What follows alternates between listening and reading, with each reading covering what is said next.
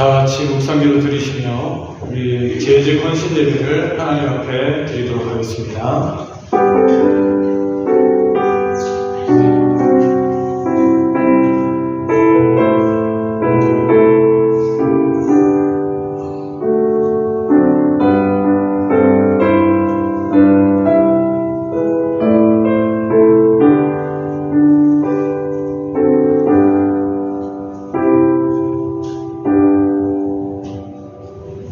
예수께서 이르시되 내가 진실로 너희에게 이르노니 나와 복음을 위하여 집이나 형제나 자매나 어머니나 아버지나 자식이나 전토를 벌인 자는 현세에 있어 집과 형제와 자매와 어머니와 자식과 전토를 100배나 받되 박해를 겸하여 받고 내세의 영생을 받지 못할 자가 없느니라. 아멘. 하나님 아버지 감사합니다. 우리 마석 사랑의 교회 귀한 재직으로 임명받은 우리 재직원들이 하나님 앞에 재직 헌신 예배로 영광 돌립니다. 하나님, 이 예배를 하나님이 기뻐 받아주시고 우리 예배 가운데 하나님 역사하여 주시며 온전히 한 분만을 향하여서 예배하는 은혜의 시간이 되게 하여 주시옵소서. 예수님의 이름으로 기도드립니다. 아멘. 찬송가 597장 찬양드립니다.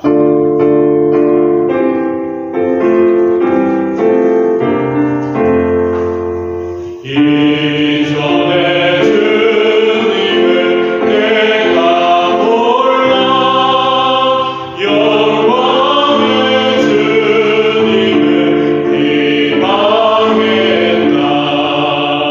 지극한 은혜 내게 넘쳐 날 불러주시니 고마워라.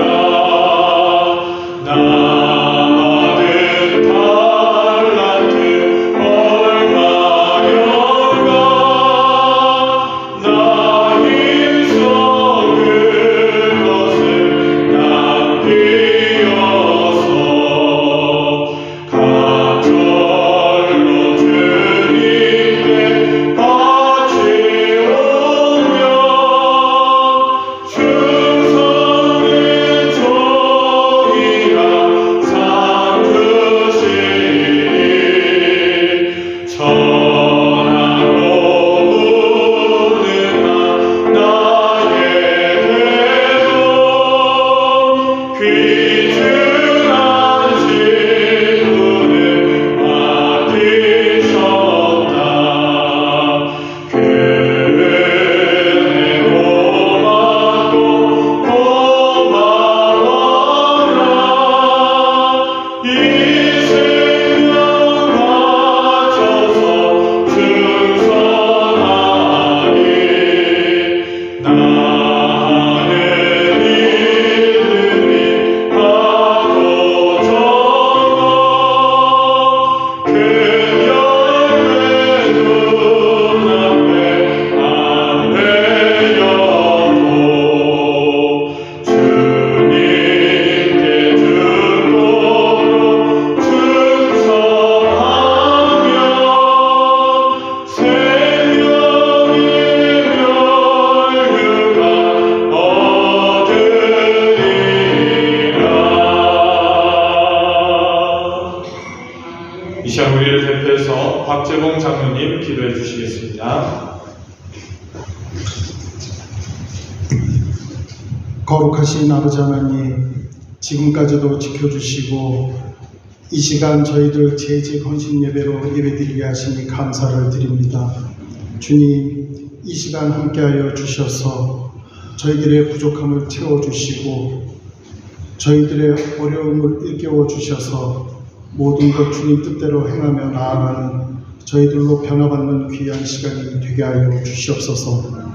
올해 저희들 재직 새로이 임명되었습니다. 주님께서는 저희들에게 많은 직분과 많은 사명을 맡겨주셨는데 저희들 세상 나가 잊고 살아갈 때가 많이 있습니다.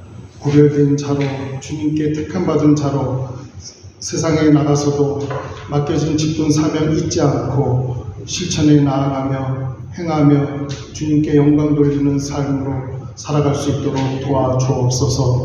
주님, 많은 어려움이 있는 이때이지만 저희들 실축지 않고 주님만 믿고 의지하며 나아가게 하여 주옵소서. 굳건한 믿음으로 흔들리지 않는 가운데 주님께서 맡겨주신 사명, 직분 잘 감당하며 주님의 영광 나타내는 저희들로 살아가는데 부족함 없게 하여 주옵소서. 올 한 해 저희들로 말미암아 우리 교회가 더욱더 부흥되기를 원합니다. 저희들 맡은 자리에서 책임을 다하며 교회에 힘이 되게 하여 주시고 저희들 흔들림 없는 가운데 교회의 반석들 되게 하여 주옵소서. 주님, 오늘도 저희들을 일깨워 주시기 위해 귀한 말씀 가지고 원로 목사님 세워주셨는데 말씀 증거하실 때 성령의 충만함으로 저희들 큰 은혜 받게 하여 주시고 힘을 얻어 주님 일 감당하는 데 부족함 없게 하여 주옵소서. 올 한 해 우리 교회가 더욱더 부흥되어 가며 주님께 영광 돌리는 한 해가 되기를 간절히 바라고 원하오며 예수님의 이름으로 기도하옵나이다. 아멘.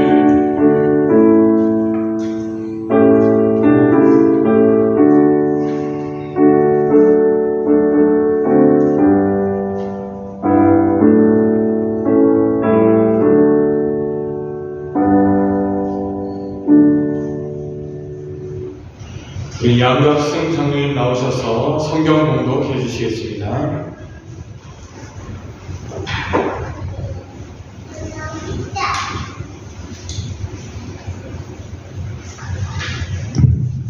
다 같이 성경 보시도록 하겠습니다. 성경 누가복음 16장 19절에서 25절까지 같이 보시겠습니다. 누가복음 16장 19절부터 25절까지 보시도록 하겠습니다. 한 부자가 있어 자색 옷과 고운 베옷을 입고 날마다 호화롭게 즐기더라. 그런데 나사로라 이름하는 한 거지가 헌데 투성이로 그의 대문 앞에 버려진 채 그 부자의 상에서 떨어지는 것으로 배불리려 하며 심지어 개들이 와서 그 헌데를 핥더라. 이에 그 거지가 죽어 천사들에게 받들려 아브라함의 품에 들어가고 부자도 죽어 장사되매 그가 음부에서 고통 중에 눈을 들어 멀리 아브라함과 그의 품에 있는 나사로를 보고 불러 이르되 아버지 아브라함이여 나를 긍휼히 여기사 나사로를 보내어 그 손가락 끝에 물을 찍어 내 혀를 서늘하게 하소서. 내가 이 불꽃 가운데서 괴로워하나이다. 아브라함이 이르되 예 너는 살았을 때에 좋은 것을 받았고 나사로는 고난을 받았으니 이것을 기억하라. 이제 그는 여기서 위로를 받고 너는 괴로움을 받느니라. 아멘. 아멘. 표 제창 시간입니다. 여러분들 우리 표를 제창하도록 하겠습니다. 제가 선창을 하면 여러분들이 후창해 주시기 바랍니다. 우리 주먹을 쥐고 우리 한번 이 표 제창을 하도록 하겠습니다. 제가 먼저 하겠습니다. 오직 기도와 말씀으로 오직 기도와 말씀으로 오직 기도와 말씀으로 오직 기도와 말씀으로 오직 기도와 말씀으로 오직 기도와 말씀으로 아멘. 자, 이 시간에는 우리 특송 시간입니다. 재직교회 우리 부장님들 나오셔서 하나님 앞에 특성으로 영광 돌리겠습니다.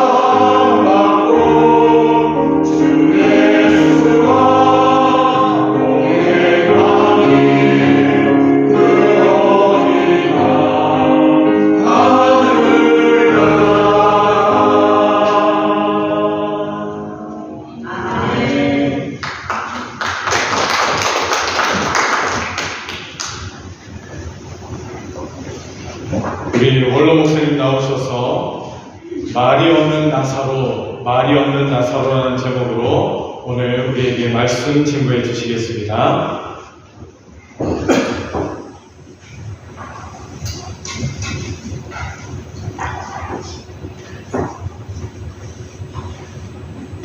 한번 기도 드리겠습니다. 하나님 아버지 감사합니다. 오늘 이렇게 재직 헌신 예배를 맞이해서 부족한 종이 주의 말씀을 수종들게 되었습니다. 종의 입술을 지켜주시고 하나님이 원하시고 기뻐하시는 말씀을 우리 재직원들에게 선포할 수 있게 도와주옵소서. 우리 재직원들은 이 말씀을 굳게 붙들고 금년 한 해도 말씀에 입각해서 하나님의 일을 하고 교회를 섬기게 도와주옵소서. 아버지께서 이 시간 이 자리에 오시고 저희들에게 큰 축복과 은혜의 시간 되게 해 주옵소서. 예수님의 이름으로 간절히 기도하옵나이다. 아멘. 할렐루야. 아멘. 이게 가끔 한번 쓰니까 많이 서툽니다. 무뎌지는 것 같아요.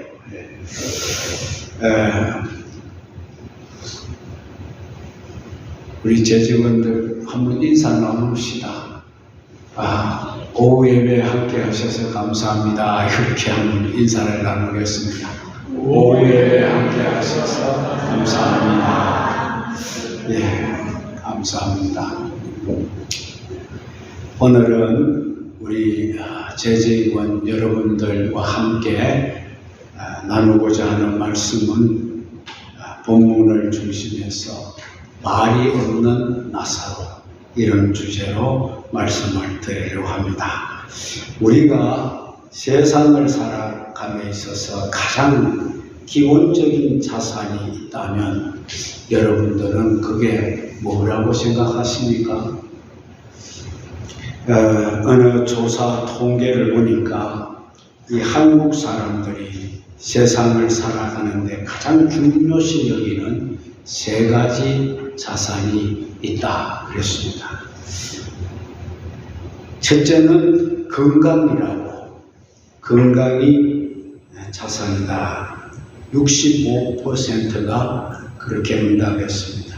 건강은 사람에게 자본 중에 자본입니다. 여러분, 몸이 건강하면 무엇이든지 할 수가 있습니다. 돈도 벌 수 있고 또 무엇이든지 여러분들이 하고자 하는 것을 할 수가 있습니다. 그러나 건강을 잃으면 아무리 하고 싶어도 하지 못합니다. 모든 것을 다 얻었다고 하더라도 건강 잃으면 아무 소용이 없게 되어지지요. 그 다음에 2번째는 행복한 가정이라고 응답했습니다. 가정의 평화도 살아감에 있어 아주 중요한 것입니다. 가화 만사성이나 그런 말이 있지 않습니까? 가정이 화목하고 행복해야 하는 모든 일이 다 잘 풀린다, 그런 말입니다. 그리고 3번째가 경제입니다. 경제. 어느 정도 재산이 있어야 된다. 여기에 응답한 사람도 51%나 됩니다. 이 3가지는 사람이 살아가는데 가장 기본되는 자산이라는 것입니다. 이렇게 볼 때 우리나라 사람들의 의식은 대단히 건전하다, 이렇게 볼 수가 있겠습니다. 그러면 미국 사람은 어떠냐? 미국 사람도 첫 번째가 역시 건강을 꼽았습니다. 58%가 건강이 자산이라 이렇게 말합니다. 2번째는 좋은 직업을 가진 것이다. 사람이 직업을 좋은 걸 가지면 그 직업으로 평생 먹고 살지 않습니까? 그래서 좋은 직업을 가지는 것이 자산이다고 했습니다. 세 번째는 또 그들도 행복한 가정이라고 했습니다.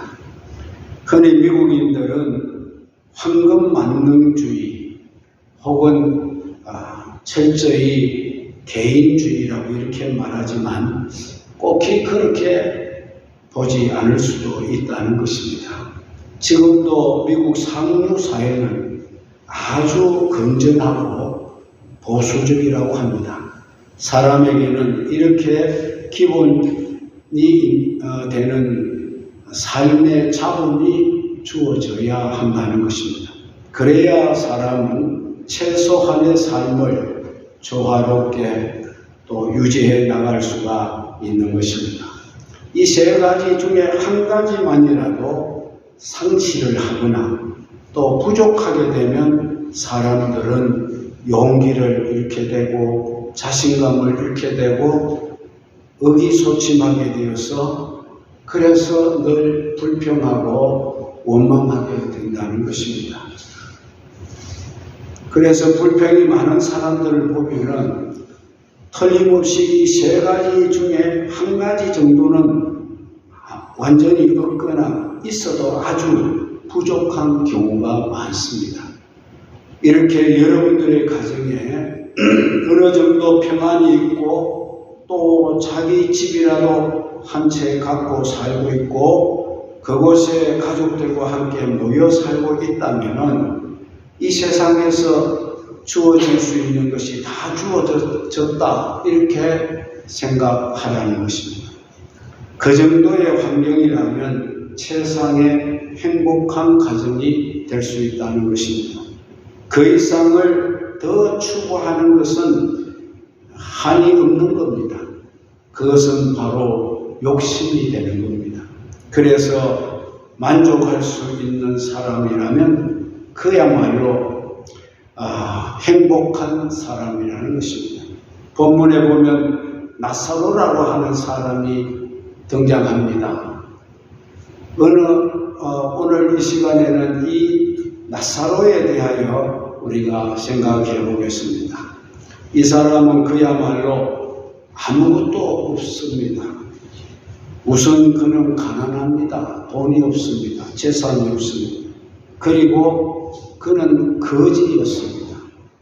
거기다가 건강도 없습니다.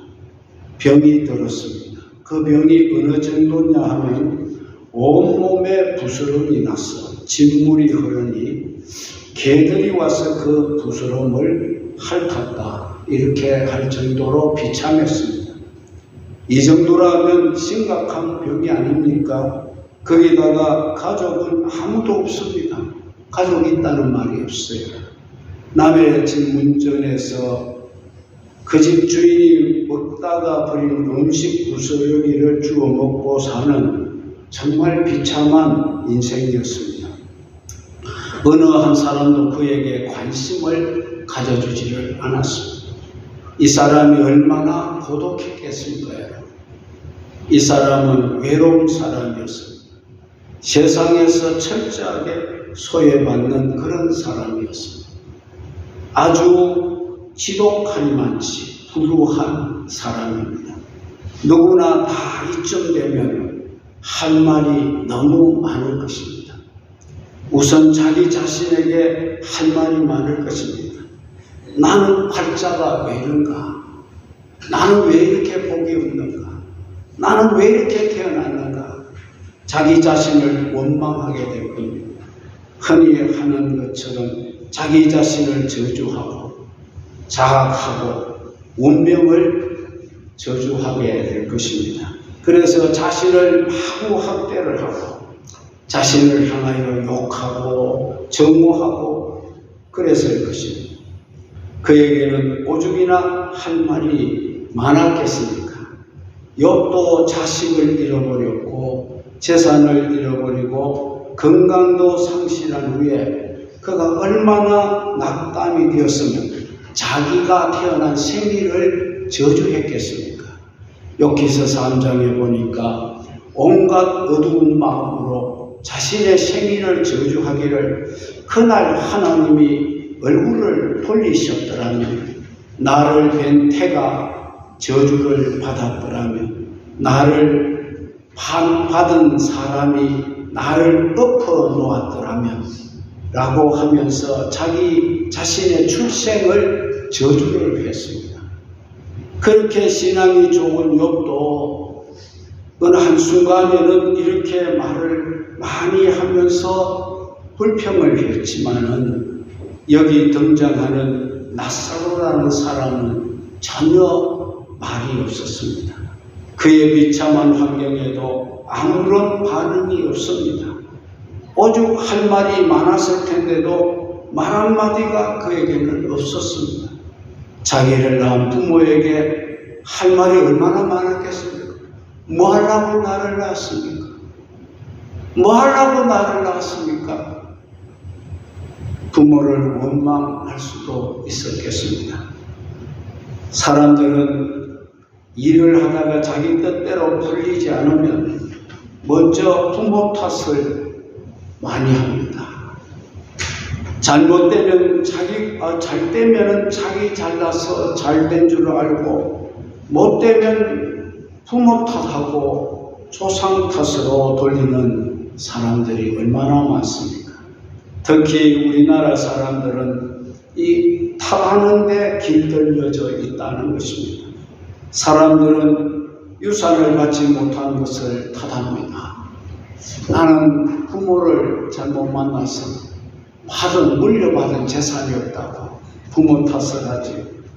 부모가 무능한 것에 유감을 가집니다. 우리 부모는 왜 저렇게 못났는가?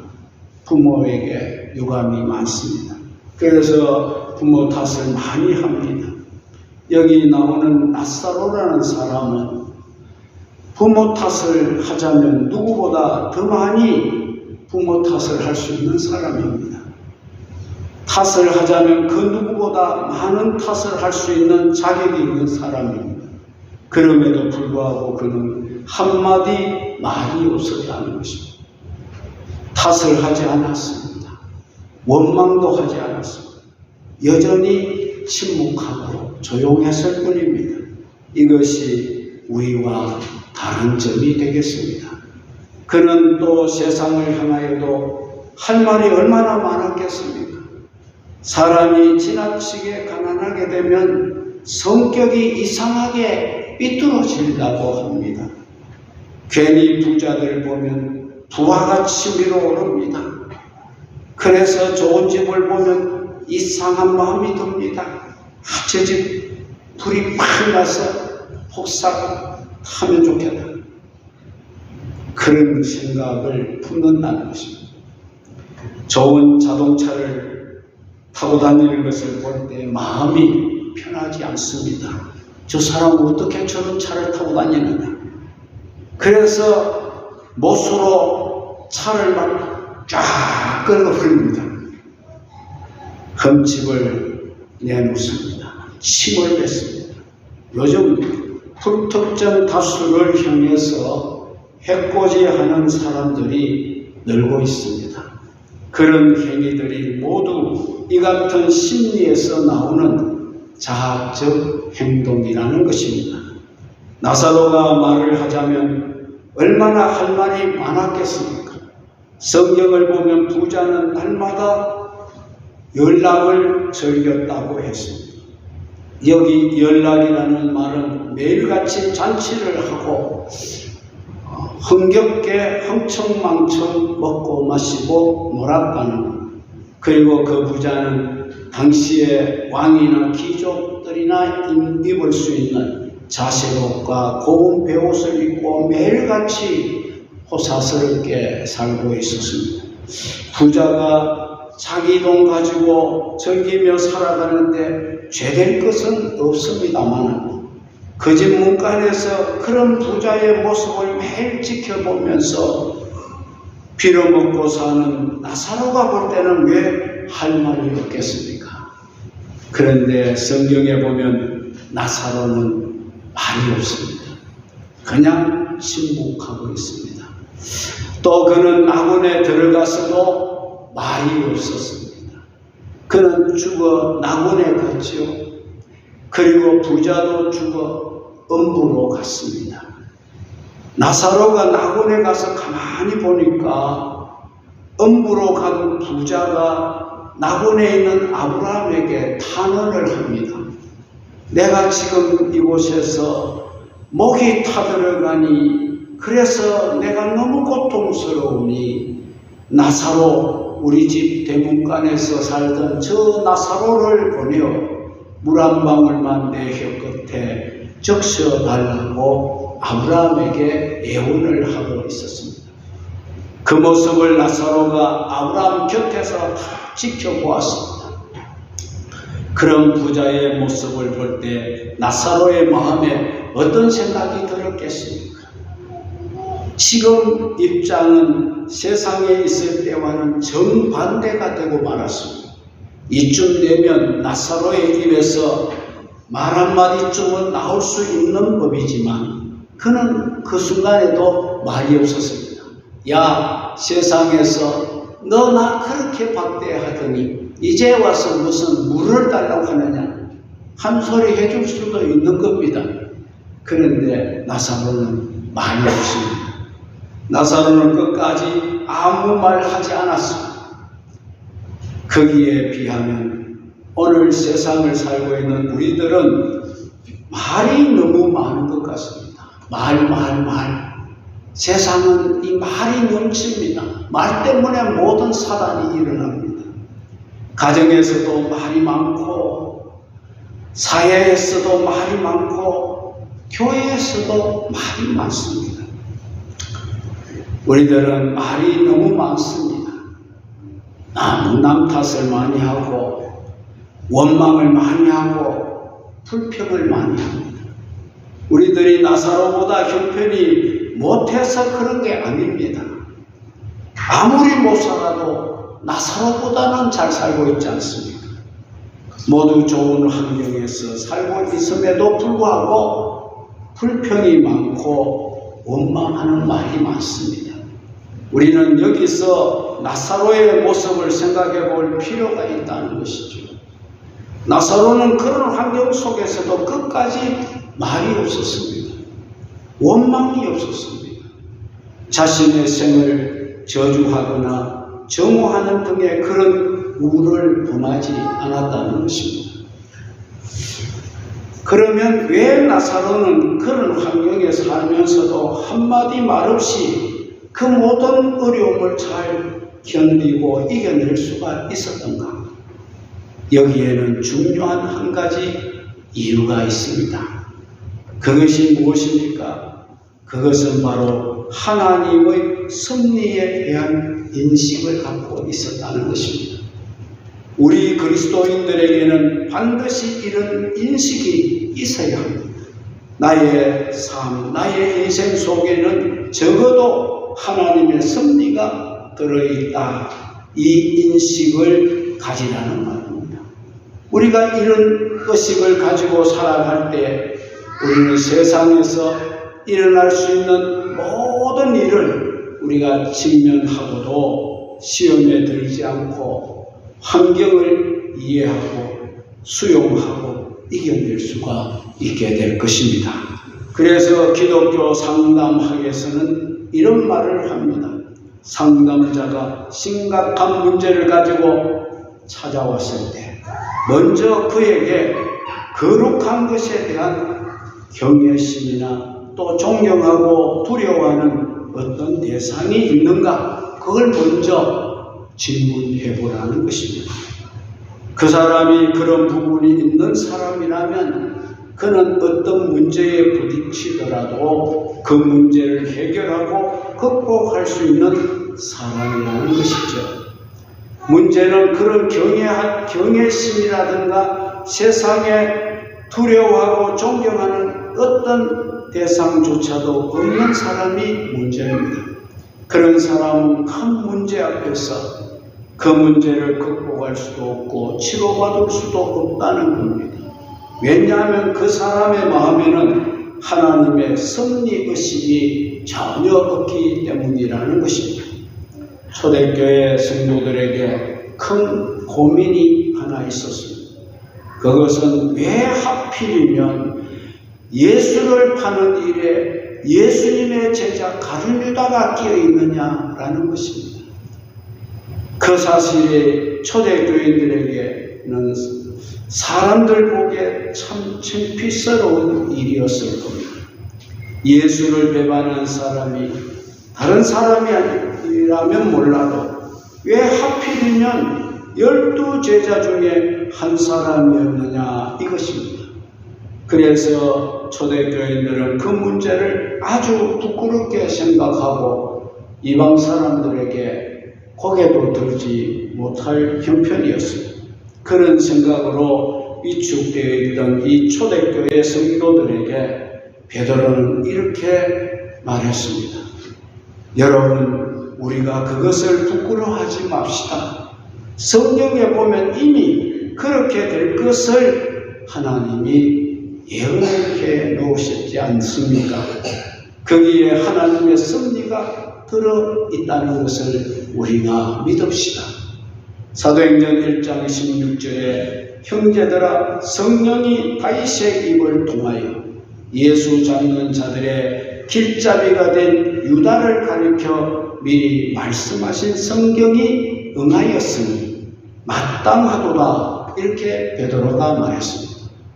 가룟유다가 예수님을 파는 앞잡이 노릇을 하게 된 것은 이미 다윗이 오래전에 가룟유다가 그런 일을 할 거라고 하나님의 섭리 속에 들어 있었다는 겁니다. 이 말씀의 의미가 무엇이겠습니까? 가룟유다는 예수 파는 일에 앞잡이가 될 거라고 미리 하나님이 다윗을 통하여 예언하고 계셨다는 겁니다. 유다가 예수님을 판 것은 하나님의 섭리가 있었기 때문이라는 것입니다. 사람들은 베드로의 그 말을 듣고 나서 비로소 가룟유다 사건을 마음으로 수용하게 되었다는 것입니다. 좀 창피한 일이기는 하지만은 바로 거기에는 하나님의 섭리가 있었다는 말에 모든 것을 받아들이게 되었다고 합니다. 시편 73편에 보면 이런 말씀이 나옵니다. 다윗이 말하기를 나는 거의 실족할 뻔하였고 내 걸음이 미끄러질 뻔하였으니 이는 내가 악인의 형통함을 보고 오만한 자를 질치하였음이로다. 저희는 죽을 때에도 고통 없이 죽고 그 힘이 건강하여 타인과 같은 고난이 없고 타인과 같은 재앙도 없더라고 했습니다. 이 말이 무슨 말이냐 하면은 왜 악인이 세상에서 형통한가? 그겁니다. 그리고 왜 악한 사람이 죽을 때도 별로 비참하게 죽지 않고 곱게 잘 죽는다고 말이에요. 나는 그런 일을 볼 때마다 실족할 뻔했다라고 다윗이 말하고 있는 것입니다. 사실 이것은 다윗뿐만 아니고 우리들도 다 같은 의문을 갖고 있는 문제가 아닙니까? 왜 악인들이 세상에서 잘 살아가는가? 그 악인들은 하나님의 공의가 있다면 당장 벌을 내려서 망하게 하고 선하게 살고 어렵게 살고 믿음으로 사는 우리를 잘되게 해주셔야 되는데 우리는 못되게 하는 것 같고 그 악인들은 잘되고 성성장구하는 것 같이 비춰질 때에 우리가 낙심할 수가 있다는 것입니다. 악인은 망해야 하고 실패해야 하는데 악인은 돈도 잘 벌고 사업도 흥하고 죽을 때도 비참하게 죽지 아니하는 이것을 볼 때 다윗이 속이 터졌습니다. 왜 그래야 됩니까 하나님? 그래서 하나님이 없는가 하는 그런 의심마저도 들 수밖에 없었던 것입니다. 이것이 우리들이 갖는 의문이고 다윗이 가졌던 의문이라는 겁니다. 그런데 다윗은 이 의문을 해결을 했습니다. 어떻게 해결했느냐? 시편 73편 17절에 보시면 하나님의 성소에 들어갈 때에 저희 결국을 깨달았다. 하나님의 성소에 들어갈 때에 다윗이 하나님의 성소에 왜 들어갔겠습니까? 이런 불합리한 마음을 가지고 하나님 앞에 하소연하고 들어갔어요. 하나님 앞에 기도하다가 깨달았습니다. 뭘 깨달았습니까? 저희 결국을 깨달았다. 그래서 결국은 뭡니까? 여름에 풀이 무성하게 자라서 지면을 다 덮는 것 같지만 북풍 한설이 불어오면 그 풀들이 다 하루아침에 사그러지고 없어지게 되는 것을 깨달았습니다. 여러분, 악인은 잠시 후에 우리가 눈을 닦고 봐도 없어지는 날이 온다. 믿습니까? 이 말은 내가 의문을 가지고 성전에 들어가서 하나님을 만나고 하나님으로부터 응답을 받고 나서야 비로소 그 의문점이 시원하게 풀리게 되고 다윗은 그때부터 악인이 잘된 거 부러워하지 않았습니다. 내가 하나님을 만나보기 전에는 그 이유를 몰라서 스스로 놀라고 스스로 시험을 받고 불평도 했는데 하나님을 직접 만나고 나서야 그 이유를 분명하게 알게 되었다는 것입니다. 그래서 우리도 세상을 살아가다가 보면 풀길이 없는 숱한 난제, 문제들을 만나게 되는데 그때 우리는 그 문제를 하나님 앞에 나가서 풀려고 하고 성경으로 풀려고 해야지 괜히 내 생각의 범주 안에서 이런 것들을 풀려고 하다가 결국은 우리가 원망을 많이 하고 불평을 많이 하고 그러다가 나 스스로가 지쳐서 넘어지게 되는 것입니다. 때로는 낙심을 하게 되고 하나님을 원망하는 기도도 하게 되는 것입니다. 우리들이 세상을 살아가다가 일이 잘 풀리지 않을 때는 무조건 안달하고 불평할 일이 아니고 그곳에 하나님의 섭리가 들어있다는 또 다른 차원의 생각을 할 수 있어야 신앙인인 것입니다. 다윗이 피난을 갈 때에 시므이라는 사람이 따라오면서 입에 담지 못할 지독한 저주와 욕을 퍼부었습니다. 다윗의 신복이 당장 왕이여 허락하시면 내가 저놈의 목을 잘라버리겠습니다. 그럴 때 다윗이 뭐라고 했느냐 하면 아니다. 그대로 놔두라고 했습니다. 하나님이 저 시므이의 입을 통하여 나를 저주하고 계시니 내가 그 시므이를 어떻게 할 수 없다. 그러면서 그 시므이를 가만히 놔두라고 했습니다. 결국은 그 시므이는 나중에 다윗이 다시 왕궁으로 돌아올 때에 그가 활동할 수 있는 지역 범위를 정해줍니다. 제일 먼저 시므이가 다윗 왕 앞에 쫓아와서 왕이여 내가 잘못한 걸 용서해달라고 빕니다. 그럴 때 다윗이 용서해 줍니다. 그러나 너는 이 지역, 이 구역을 벗어나지 마라. 만약에 네가 이 구역을 벗어나게 되면은 너는 죽을 것이다. 그랬어요. 그런데 이 시므이가 결국 그 구역, 왕이 정해준 구역을 벗어나서 죽고 맙니다. 죽임을 당하지요. 이렇게 다윗은 자기를 따라오며 욕하며 저주하며 가그라 개 같은 자식아 뭐 요즘 말로 하면 오만 악담을 다하며 그런 사람의 소리도 저 말에는 하나님의 섭리가 있다. 그렇게 생각했던 다윗인 줄로 믿습니다. 그랬기에 다윗은 그 순간을 초연하게 이겨낼 수가 있었습니다. 욥은 건강을 잃고 자식도 잃고 재물도 모두 잃었을 때에 하나님이 주셨다가 하나님이 가져가신 것으로 고백을 하였습니다. 주시니도 여호와시오 취하시니도 여호와시오니 뭐라고 했습니까? 여호와의 이름이 찬송을 받으실지로다. 그 순간에도 하나님을 찬송하게 되었다는 것입니다. 요셉은 형들에게 팔려서 남의 나라 가서 원치 않는 종살이를 했지만 자신이 그곳에 온 것은 형들을 통해서 하나님이 먼저 나를 그곳으로 보내신 것으로 그는 해석하게 되었습니다.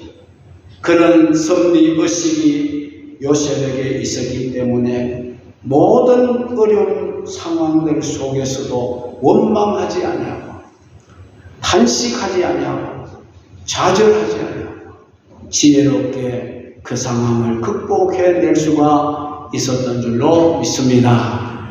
여기 나사로라는 사람은 할 말이 아주 많은 사람일 겁니다.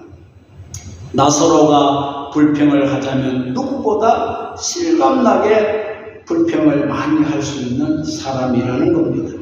원망을 하고 탄식을 하자면 누구보다도 많이 할 수 있는 사람이 나사로입니다. 그렇지만 그는 아무 말이 없었습니다. 왜 그랬습니까? 그것은 그에게 하나님 섭리의 의식이 있었기 때문인 줄로 믿습니다. 지금 나의 이 처지는 하나님의 특별한 섭리가 없이는 이렇게 될 수 없다. 섭리 의식이 그에게 있었기 때문입니다. 그러니까 그 어려운 모든 환경을 조용히 수용하면서 말없이 그 처지를 받아들일 수가 있게 된 것입니다. 성경에 보게 되면 나사로가 죽어서 낙원에 올라가 아브라함의 품에 안겨서 이 땅에서 누리지 못했던 안식을 누리며 보상을 받고 있었다고 했습니다. 성도 여러분, 세상에서 일어나는 궁극적인 문제들 속에는 그곳에 하나님의 섭리가 들어있다는 것을 반드시 믿으시기 바랍니다. 내 개인적인 문제나 가정적인 문제나 또한 교회 문제나 사회 문제나 나라 문제나 지금 우리나라 많이 힘들지 않습니까? 여기 하나님의 섭리가 있습니다. 저는 그렇게 생각해 보았습니다. 한국 교회를 깨우기 위해서 하나님이 이런 시련을 주시는 것이 아닌가 그래 생각하고 우리 한국 교회가 바로 서기만 하면 하나님이 다시 부흥의 시대를 열어주실 줄로 믿습니다. 그래서 우리는 기도해야 합니다. 하나님의 섭리가 들어있다는 것을 여러분 믿으시기 바랍니다. 어느 하나에도 아무리 작은 일에도 참새 한 마리가 땅에 떨어지는 거기에도 하나님의 섭리가 들어있습니다. 아침에 피었다가 저녁에 시들어버리는 꽃 한 송이에도 하나님의 섭리가 들어있습니다. 여러분들이 길을 가다가 돌뿌리를 차서 그 길에서 넘어지고 자빠지고 정강이를 깨트리는 것에도 하나님의 섭리가 들어있습니다. 믿습니까? 이런 섭리의식을 여러분 가지시기를 바랍니다. 그리고 내 주위에서 일어나는 일들 속에는 하나님의 섭리의 손길이 항상 함께하고 있다는 것을 여러분 믿으시기를 바랍니다. 또 일이 잘 될 때도 그곳에 하나님의 섭리가 함께하고 있다는 것을 믿지만 반대로 일이 잘 안 될 때에도 그곳에 하나님의 섭리의 손길이 함께하고 계신다는 것을 우리가 믿어야 할 줄로 믿습니다. 신앙인은 이런 섭리의식을 갖고 살아야 합니다. 이런 의식을 가지고 살아갈 때에 우리들은 우리들의 생활 주변에서 운행하고 계시는 하나님의 구체적인 섭리의 손길을 목격하게 되고 체험하게 되고 경험하게 될 줄로 믿습니다. 사랑하는 재직원 여러분들, 말이 없는 나사로와 같이 여러분들도 하나님 앞에서 살아갈 수 있기를 바랍니다. 나에게 일어나는 모든 문제 속에는 하나님의 섭리가 들어있다는 사실을 여러분이 인정하시고 말없이 묵묵히 주님을 따라가시다 보면은 주님께서 나사로에 가는 길을 인도하시듯이 여러분들이 가는 길도 반드시 인도해 주시되 형통한 길로 합력하여 선한 길로 인도해 주실 줄로 믿습니다. 우리가 어떤 일을 만나더라도 그 일 속에는 하나님의 섭리가 있다는 사실을 믿고 말없이 주님을 바라보고 사시면 모든 범사를 하나님이 형통하게 이루어 주실 줄로 믿습니다. 사람이 걸음을 작정할지라도 그 길을 인도하시는 이는 하나님이시라고 했습니다.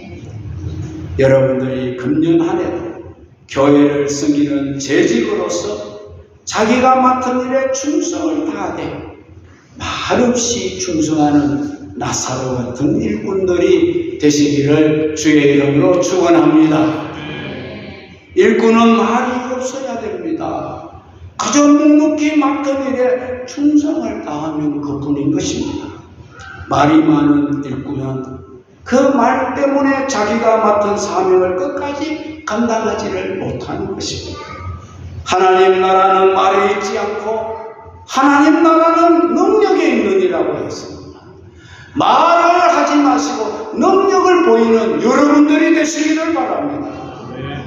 금년에 재직 임명을 받으신 여러분들은 말없는 일꾼이 되어서 하나님 앞에 사랑받고 축복받고 은혜가 충만하기를 바랍니다. 교회는 꾼이 셋이 있다고 하지 않습니까? 첫째는 구경꾼이 있네. 구경꾼. 교회 와서 늘 구경만 하는 거야. 목사가 설교 얼마나 잘하는가 구경하고 또 설교 채점하고 또 뭡니까? 또 어떤 꾼이 있습니까? 일꾼이 말씀꾼이 있습니다. 말씀꾼. 교회 와서 계속 말을 해서 말씀을 이룹니다. 여러분 말씀꾼이 되겠습니까? 또 어떤 일꾼이 있습니까?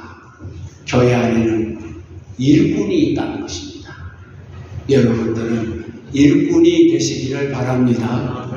일꾼이 되셔야 하나님이 기뻐하시고 하나님이 축복하시고 하나님 은혜 가운데 살 수가 있습니다.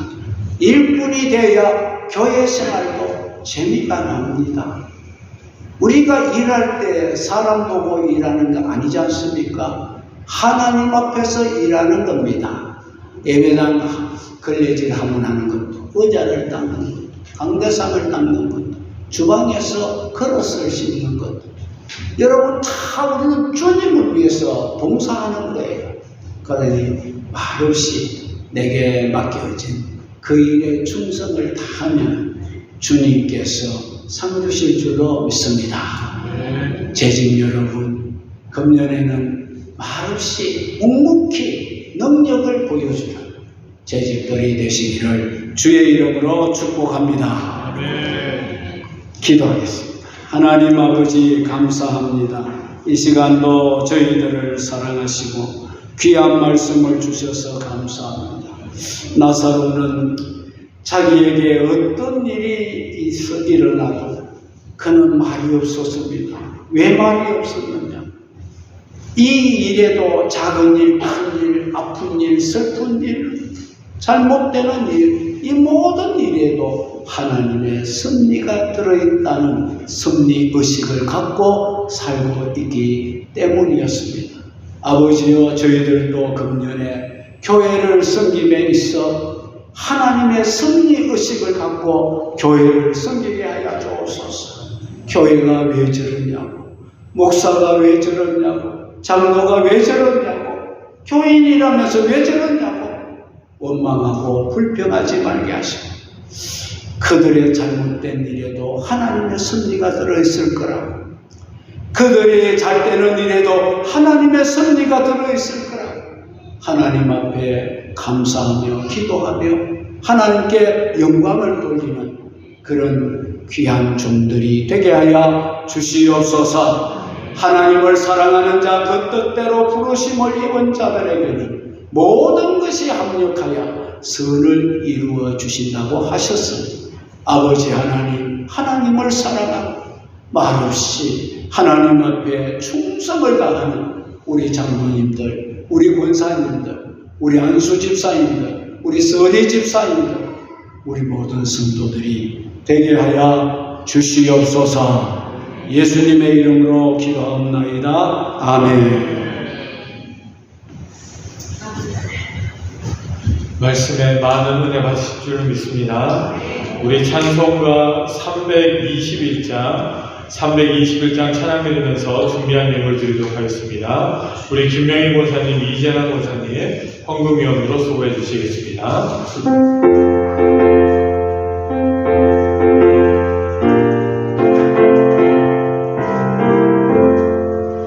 날 대속하신 예수께 내 생명 모두 드리니 늘 진실하게 하소서. 내 구주 예수여, 나 구주 위에 살리라.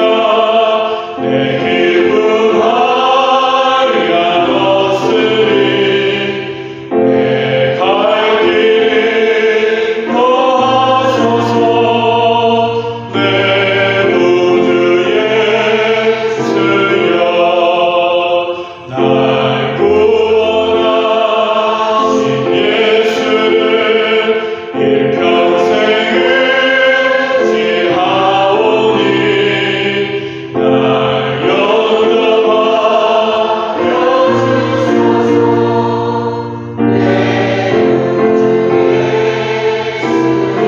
내 구주 위에 살리라. 내 기쁨하리라 넣으리. 내 갈 길을 거하소서.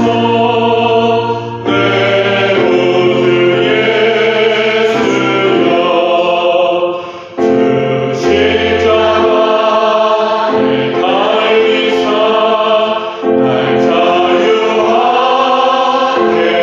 했으니 내 몸과 마음을 주 위에 다스리게 하소서. 나 구주 위에 살리라. 내 기쁨하리라 넣으리. 내 갈 길을 거하소서. 내 구주 예수여.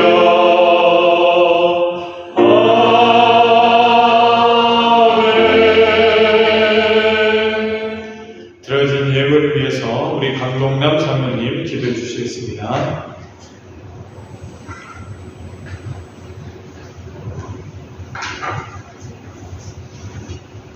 참 좋으신 아버지 하나님, 오늘 이렇게 오후 예배 때도 아버지 하나님 앞에 제식 헌신 예배로 하나님 앞에 영광 돌릴 수 있도록 하나님 함께하여 주심을 진심으로 감사를 드립니다.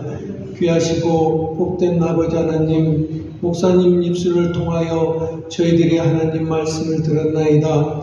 아버지 하나님, 말 없는 아버지 하나님이여 정말 귀한 말씀 우리에게 주셨는데 이 말씀 붙잡고 저희들이 온 세상에 나가 살 때에 하나님이여 빛과 소금의 역할을 감당할 수 있는 모든 재직들이 될 수 있도록 하나님 도와주시기를 간절히 바라고 원합니다. 하나님 아버지, 이 시간 아버지 하나님 저희들이 아버지 하나님 앞에 귀한 예물을 아버지 하나님 봉헌했사오니 이 예물 아버지 하나님 기쁘게 받아주시옵시고 드린 손길들마다 하나님 복되게 하시며 날마다 이 땅에 살아갈 때에 없는 곳에서도 있게 하신 전능하신 하나님의 말씀대로 아버지 하나님 복된 가정들이 다 될 수 있도록 하나님 도와주시기를 간절히 바라옵고 원합니다. 적은 정성 아버지 하나님 땅에 떨어뜨리지 않게 하시고 오직 하늘의 복을 아버지 하나님 저희들이 마음껏 하나님 앞에 헌신하고 봉사할 수 있는 믿음의 백성들 될 수 있도록 하나님 역사하여 주시옵소서. 이제 또한 아버지 하나님 저희들이 세상에 나가 일주일 동안 살아갈 때에도 하나님이여 정말 피곤치 않도록 도와주시고 육신 연약한 자들에게도 아버지 하나님 건강의 치료가 될 수 있는 귀한 믿음의 백성들 될 수 있도록 하나님 도와주실 줄 믿습니다. 아버지 하나님이여 우리들이 드린 이 예물이 아버지 하나님 구제하며 선교하는 귀한 예물로 사용하여 주시옵시기를 간절히 바라오며 예수님의 이름으로 감사하며 기도드리옵나이다. 아멘. 우리 찬송가 450장 1절만 우리 찬양 드리도록 하겠습니다.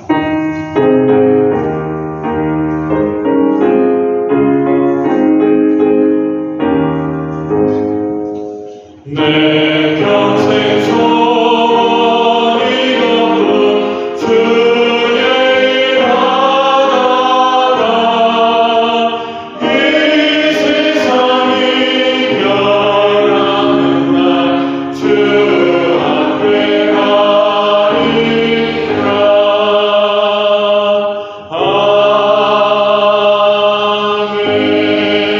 아멘. 우리 원로 목사님 나오셔서 축도하심으로 우리 제지 헌신 예배를 마치도록 하겠습니다.